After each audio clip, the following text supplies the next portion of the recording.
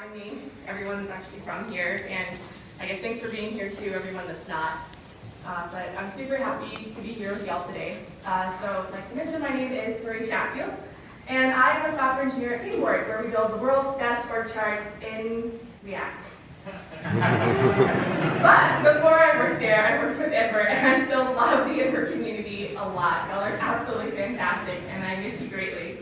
And Ember is really where I first started to learn about a lot of web accessibility principles, and it's where I first came across this idea that semantic HTML is better for accessibility. So by a quick show of hands, can anybody just say if you've ever heard the phrase semantic HTML, whether or not you can actually define it? Cool, so that's most of you. And then if you could just keep your hands raised if you think you could probably, with some effort, maybe not on the first try, but eventually explain what semantic HTML is to your intern. Okay. Does anybody think you write semantic HTML? Yeah, a little bit less. Don't worry, I think we've all been there. Like, this is one of those things that, like, you hear it and you're like, yeah, that sounds great, but, like, I don't actually know how to do that. And that's what this talk is about. So semantic just means related to meaning, which is pretty meta. But when we're talking about semantic HTML, we're specifically talking about, like, choosing HTML elements based on the meaning of their contents, not just, like, arbitrary. This is still pretty, like, abstract. So maybe it might be a little bit more helpful to think about what is not semantic HTML. So one example would be picking elements based on browser styles. So you're like, I want really big text right here in the middle of my page, so I'm going to use an H1, even though this is not a page title, but I want big text. That's non-semantic HTML. Another example would be, I want my website to have a general layout of like 2 columns down, so I'm going to put my entire website in a table, even though my website is not tabular data. That is also not semantic HTML. Another example would just be using divs for everything. Divs are really great. They're this sort of like basic building block. They don't really do anything. And you can use a lot of tools to do great things to divs. But a div itself is not going to express any meaning. So HTML, JavaScript, and CSS are like the 3 sort of building blocks of web technology that we use all the time, whether we use them directly or with a framework. Where HTML defines the structure and meaning of your content, CSS talks about the presentation, and JavaScript is the behavior. In other words, HTML is what it is, CSS should be what it looks like, and JavaScript is what it does. And this is super powerful, and we can do really amazing things with them. So, for example, we can combine all of these, and HTML, we can define a div that says click me. With CSS, we can write a whole bunch of styles that will make our div kind of look like a button. And then with JavaScript, we can do stuff so that our button, like when it is clicked, does a thing, which is also kind of like a button. So, is it a button? No, it's not. That is not a button. It is a div that looks and sometimes acts like a button. And depending on how much CSS and JavaScript you write, it may or may not actually work like a button. It might handle key precedence, it might be accessible, it might work really well on mobile, or maybe it doesn't. It kind of depends on how much you are willing to write and what the browser will normally do for you.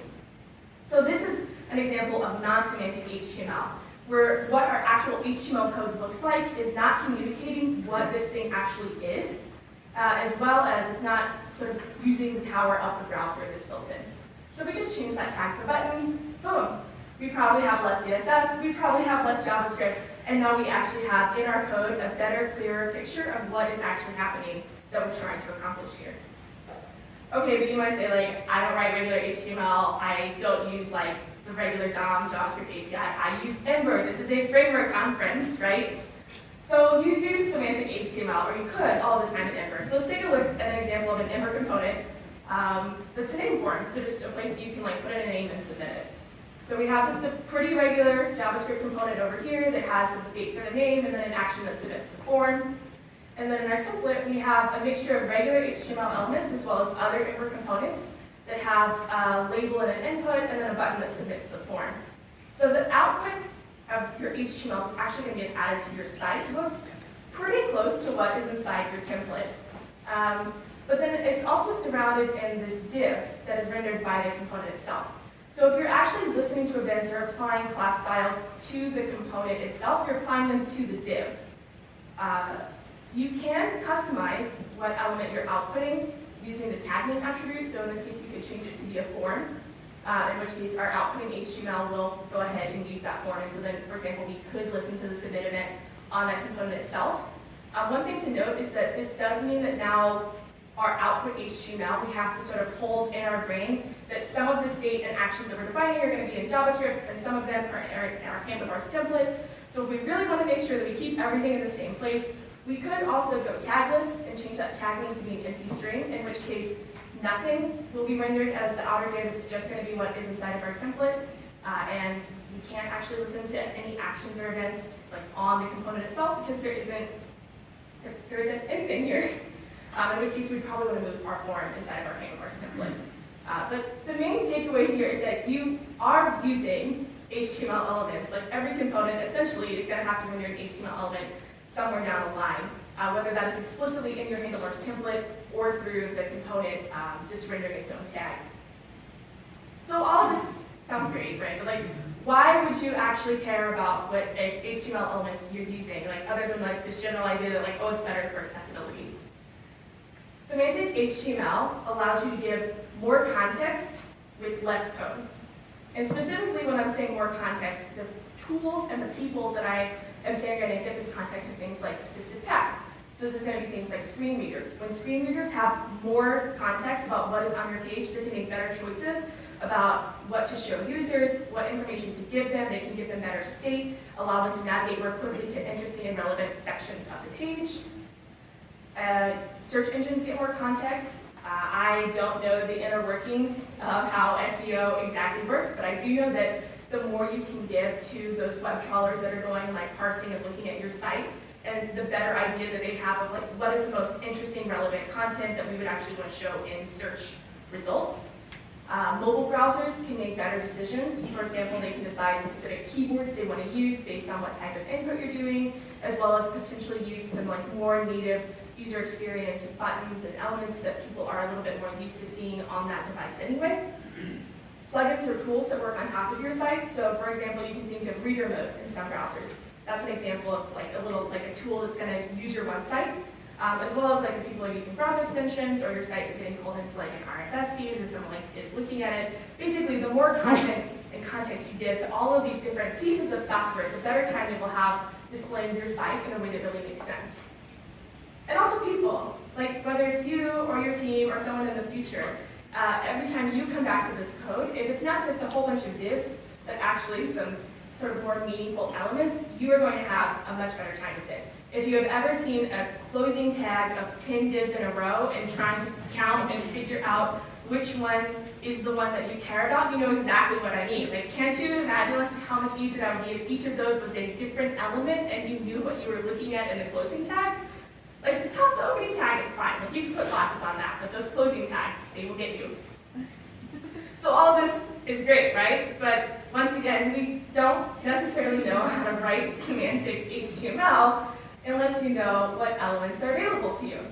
So most of this talk, we're just going to be going through a whole bunch of different HTML elements that you can use starting today. We're going to look at a couple of different types of elements that we can put on our site. Things like document structure, forms and inputs, and media and figures.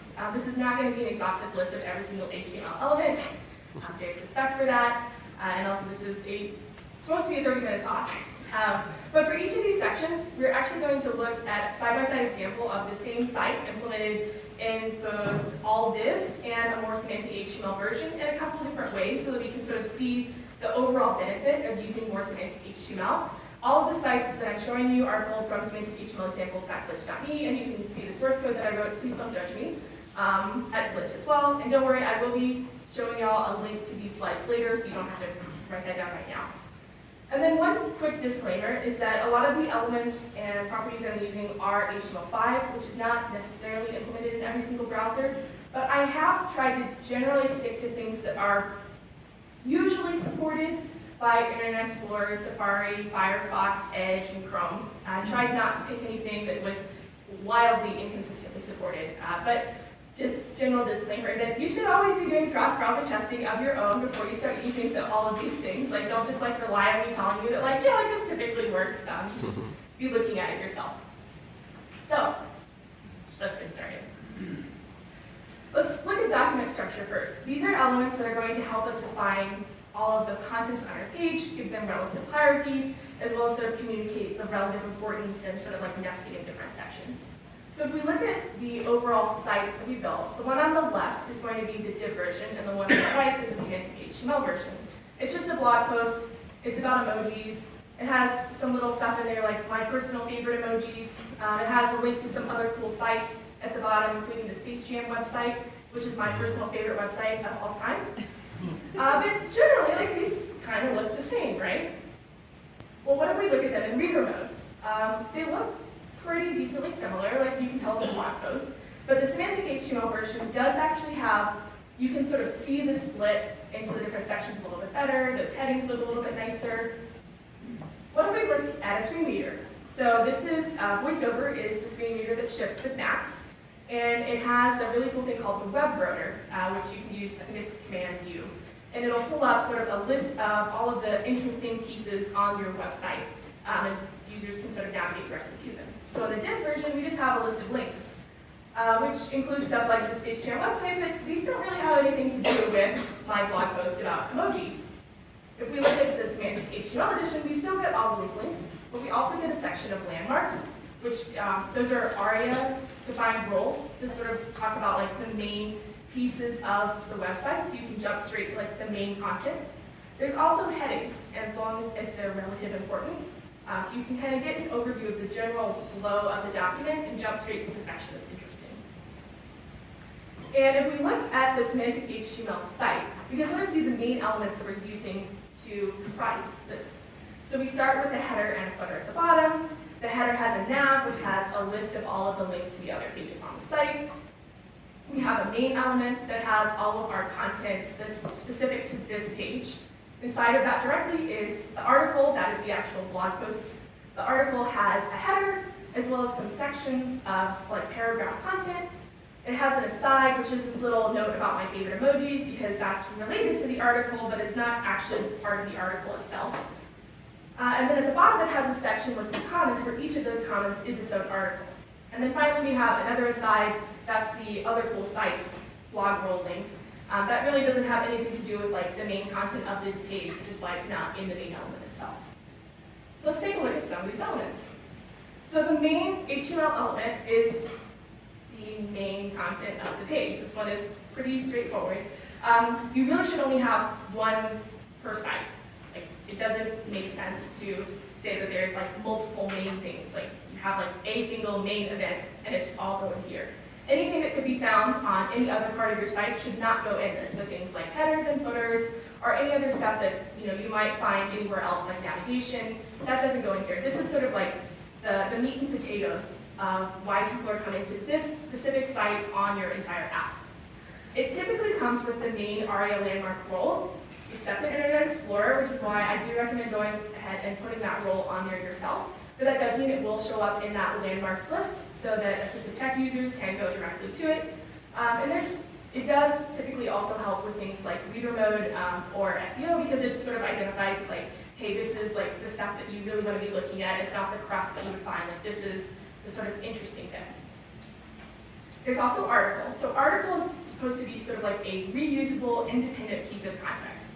I saw a really great article on HTML5 Doctor where they gave the RSS feed test. So before you put something in an article, ask yourself, would it make sense for the contents of this to show up in an RSS feed?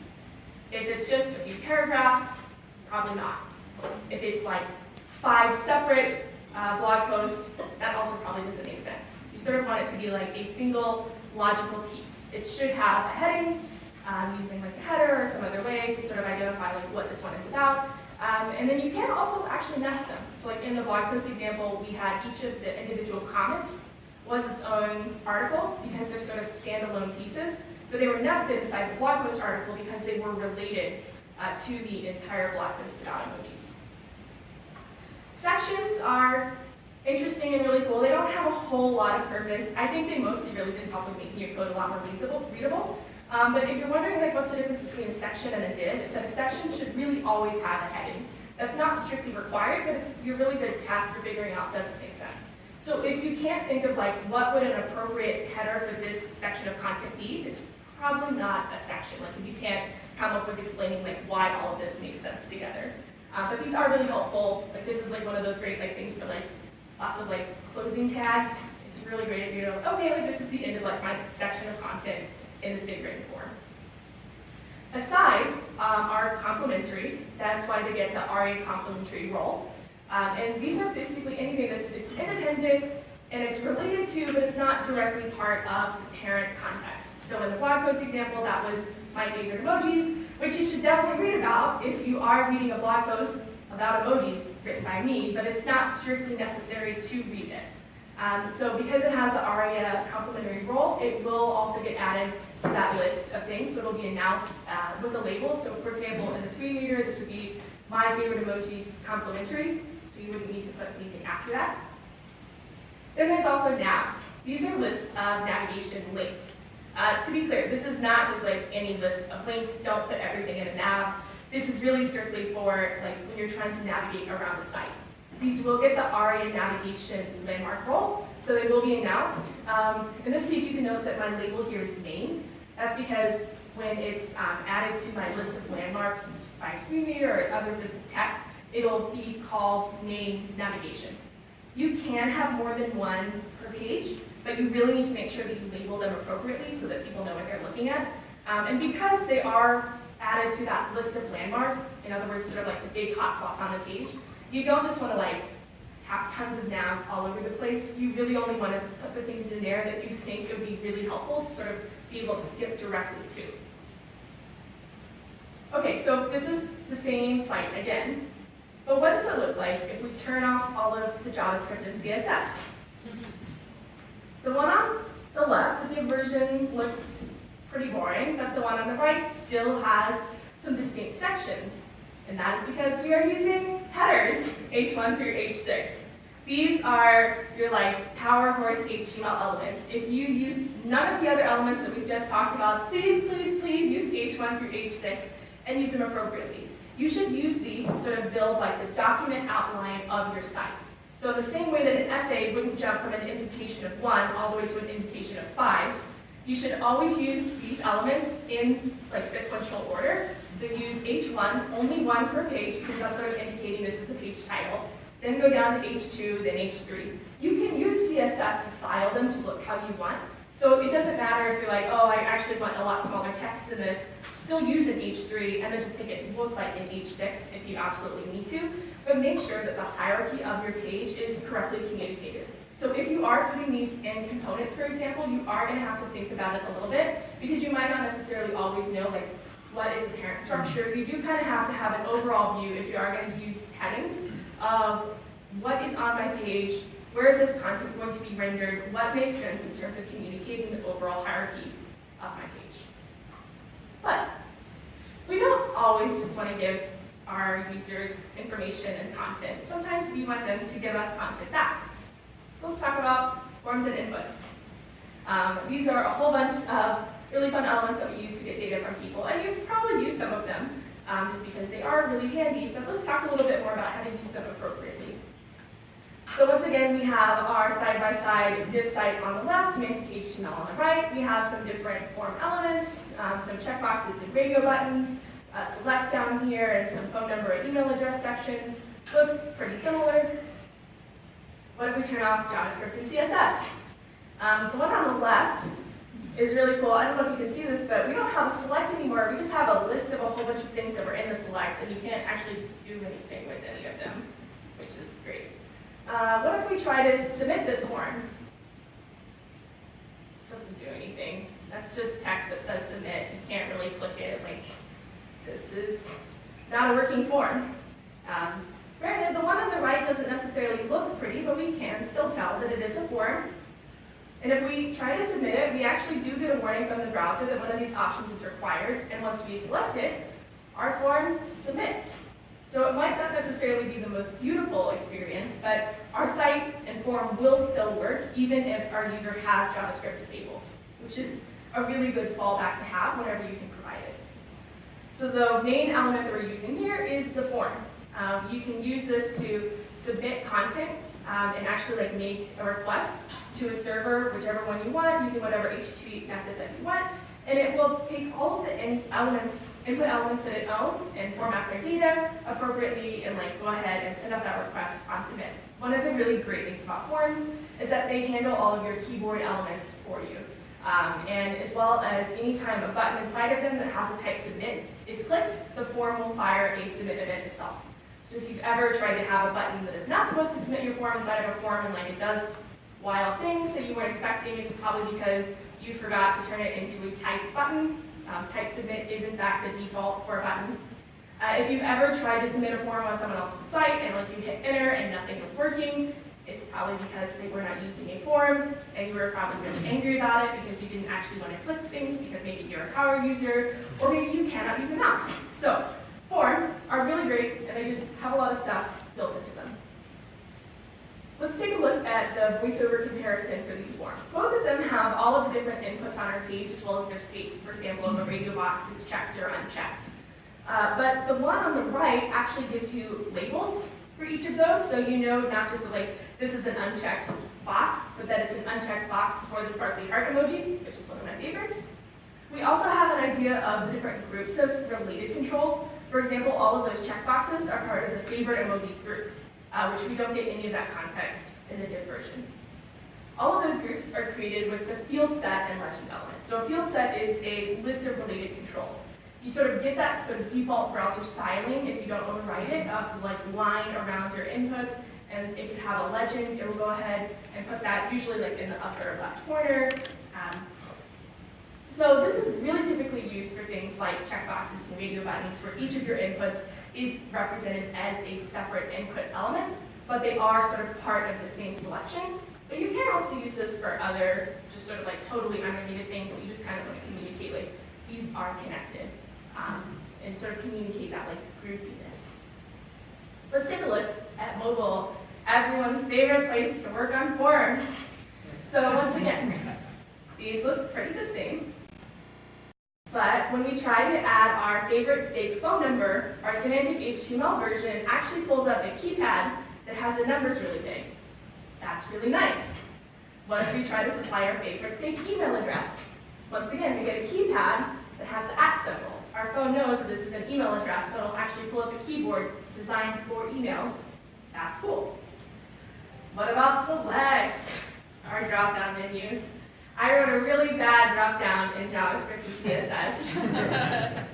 I did not spend a whole lot of time trying to make it look good on mobile. Do you spend a lot of time trying to make your custom selects look good on mobile? But as you can see, we have a couple different sections, like maybe you like outdoors things like rock climbing or indoors things like painting. But the one on the right is actually using the built-in native version of picking options.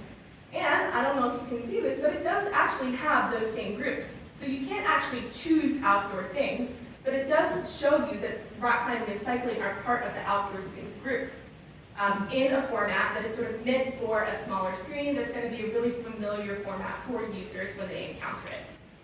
That's cool. So the input and label are your workhorse in the form elements. Every single input should have a label, every single time.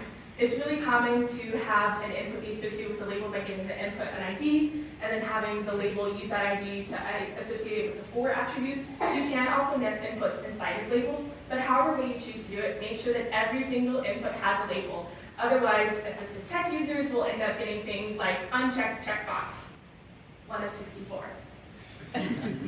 That's horrible. Don't do that to your users. But with inputs, when you have the name attribute, that is how your parent form is going to know how to appropriately format each input's data, and then add that to the request that it's going to send to the server. And then inputs are really great because if you use HTML5 types, you can get a lot of really custom behavior, basically for free. So some of the HTML5 types you can use, you're probably familiar with things like checkbox and radio, or numbers and text. There's also formatted types like email, phone, URL. Those were some of the things you saw on that mobile keyboard when it was specifically pulling up a dedicated keyboard for that type. That is how the phone knew because we told that this is an input type tell. There's also things like date time types. These are like pretty inconsistent in the ways that browsers implement them. Some of them, like Chrome, will actually pull up like a really nice date picker for you. Others will just give you a text box that just like a string text box. But none of them will totally break, I think. Don't quote me on that. Even if they don't necessarily look the same across all different browsers. There's also special types like color, which once again, some browsers and operating systems will actually pull up a color picker. Others, you just put in a hex code. Things like file for uploading files. Password is a really excellent one to use because all of these browsers will go ahead and show the off-screen text, and they should have some decent security measures built in to do things like make sure that you can't copy that. Phones will typically do the thing where they briefly preview the letter that you pressed. Basically, anybody that needs to have a password, like, just put it in an input type password. Don't try to write that yourself. Like, a lot of people have already spent a lot of time trying to figure out how to securely have people type passwords into fields. You don't need to do it yourself, too. And then there's also some like weird form control ones, like hidden if you just want to like put some metadata in your form when it's submitted that's not shown to users, or there's actually a reset element, which apparently will render a button, and if you click it, it'll like put everything back to its initial values in the form. I have not tried to use that one myself, but it does exist apparently. So our inputs can look pretty different based on whatever type you use. So for example, with the radio type, we can specifically give it a value. On pretty much any of these, we can use things like required or disabled, which will actually add some like default styling based on the browser, and things like required should go ahead and like prevent the form from being submitted until you provide an input. It might not necessarily be a good experience. Like if the required element is off the page, it might just look like the form isn't getting submitted and people don't know why. So you probably want to add your own stuff on top of this, but it does sort of enforce that at the browser level. Things like disabled will go ahead and make sure that not only does the button or the input look disabled, but it also shouldn't be firing any events. So you don't have to do weird things in your event handlers like if disabled, just totally ignore this and don't do it. Those events just shouldn't fire because the browser knows it's disabled and shouldn't be interactable. And then you can get really wild with things like numbers and some of these other forms and put validation into your HTML itself. Which, once again, this is pretty simple validation, but most browsers can typically handle it. And some of them will even do cool things like if you put a step in there, it'll actually allow you to use the arrow keys or like the itty-bitty little buttons on the side of the input on a number to go ahead and change the step value without having to like type it yourself. Selects are our other like really great, very aligned form data element. These are our lovely drop-down menus. You put options inside of them with different values, and then people can pick from a drop-down menu. Selects are amazing. They do so much. They're accessible, they work on mobile, they do touch events, they do keyboard events. Like, they do a whole bunch, but the one expense is that the browser decides how it wants to render a select, and you basically have zero control over what it looks like. So for some people, that does mean that they don't want to use selects because it doesn't look the way they want it to. But if you're going to go down that route, just think about everything that a select does for you and ask yourself, do I really want to make sure that this open source library that I'm contributing to and not writing on my own is going to do all of those things for me? And if you just want a little bit of a power up to your selects, you can use the opt group. This is how I was able to have different categories for outdoor things versus indoor things. So the browser will typically, inside that select dropdown that it's doing, render a little label that is not clickable, and then you can do fun things like have the entire opt group be disabled and not have to put a disabled attribute on each option, and it's just a way to add a little bit more flavor to your selects without having to like throw the whole thing away and write it yourself. One other really fun HTML element that I just learned about is the output, which you can use to display calculations or computations.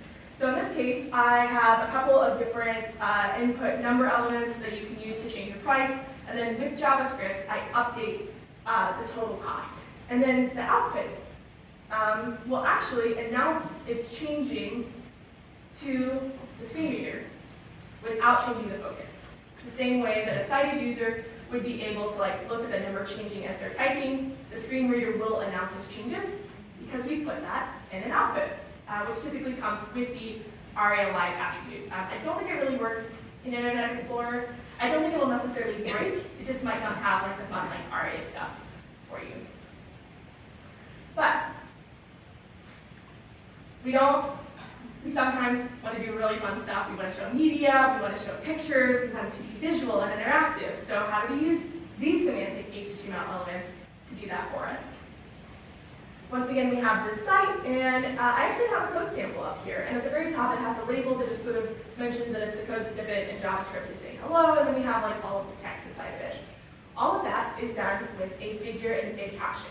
So a figure is really just sort of like any content that is related to what you're describing that doesn't necessarily matter exactly where in the order it goes. It's sort of like, you can think of this as, for example, like if you're reading a textbook and it has sort of like a little call out or like a little box, that's typically a figure. So figures can have anything inside of them. You can have a single image, you can have a group of images, you can have a code snippet, you can have a video, but all of them should have a big caption, which should, you don't necessarily have to put this at the very top of your figure. It is a little bit more friendly for accessibility if you put your caption before your content. Just so that assistive tech users have a chance to see what the caption is, like before they actually have to go through all 20 of your images that are in a figure. It would be nice if you would do that. But this is a really great way to indicate that like here's some interesting content, and like here's like a caption about why you're even looking at this. So in this example, I actually have a figure that has a video inside of it. And note that this video actually has captions that I wrote myself, and you can change them to be Spanish subtitles that I also wrote myself. I don't necessarily have fancy captioning software, so how did I do this? Well, there is a beautiful element called video that typically works on most browsers. May not always work exactly the way you want it to, but like it does exist.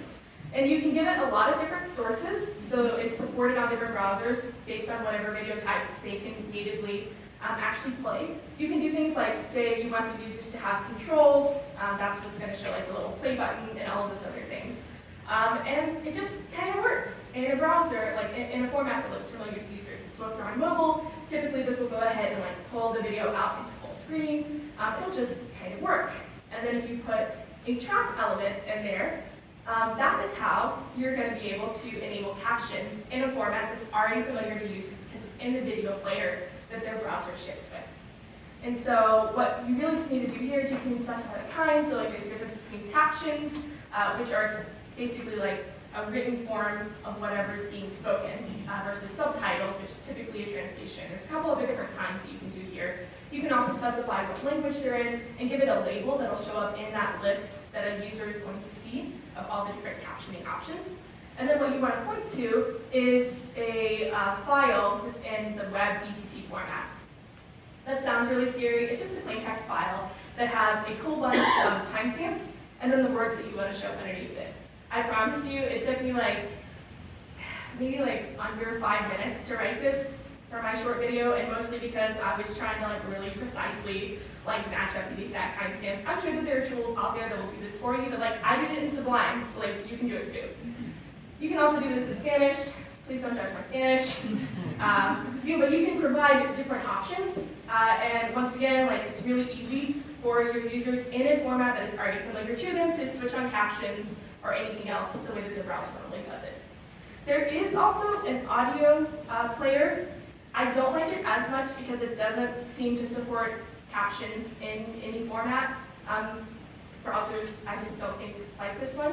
But I did hear about a cool trick where, because the audio and the video take exactly the same input inside of them, you can actually just put your audio sources inside of a video element and then have your captions there.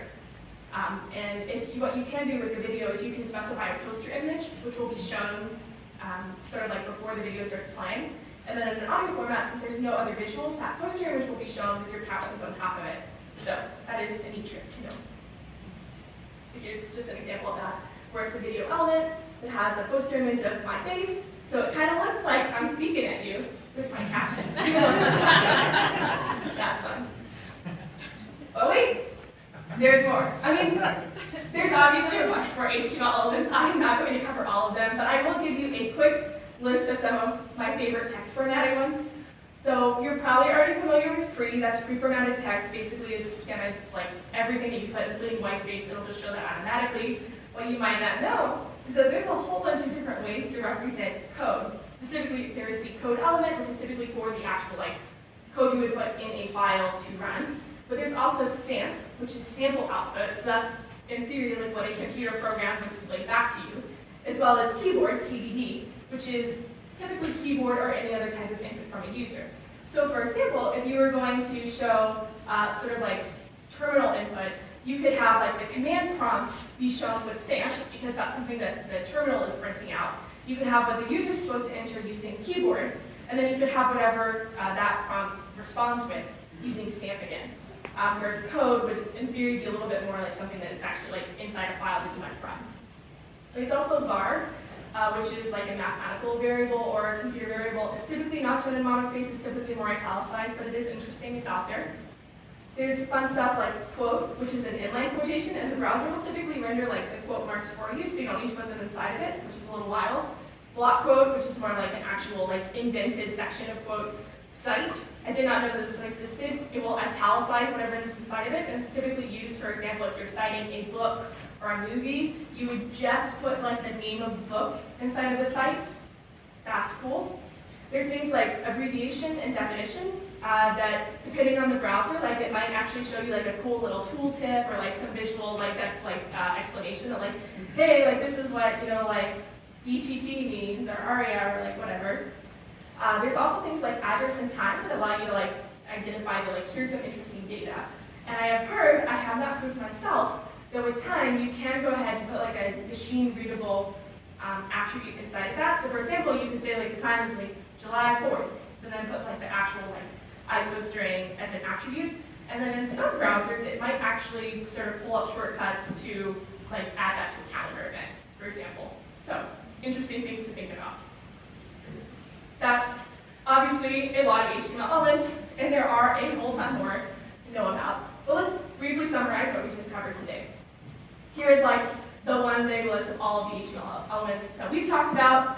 Once again, I will be posting a link to these slides later.